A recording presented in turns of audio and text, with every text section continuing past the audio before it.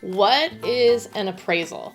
So an appraisal is a document that's generated by an appraiser who's hired by your lender to verify that the purchase price that everyone's agreed to is a legitimate and fair price for the current market. An appraiser will come into the house, they do some measurements, take photos, and also look at comparable sales that have happened recently in that community or nearby to try to make sure that that price is justifiable. There are two things that can come from it.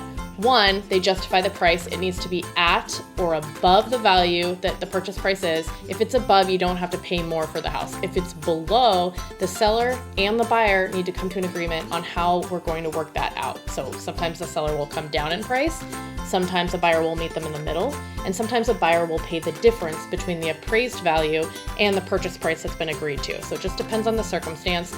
The second thing to come out of an appraisal is whether or not there are any repairs that are required. If there's repairs required, a seller will either complete the repairs or the buyer can commit to helping with those repairs as well. So those are the two things. So we need to make sure that the price is at or above the value of the purchase price on the contract. And if there's any repairs, we need to figure out who's going to do them and get those done before we can close. So once the appraisal is complete and comes back, then the lender will move on to underwriting and the final issuance of the CD. So anyway, almost there.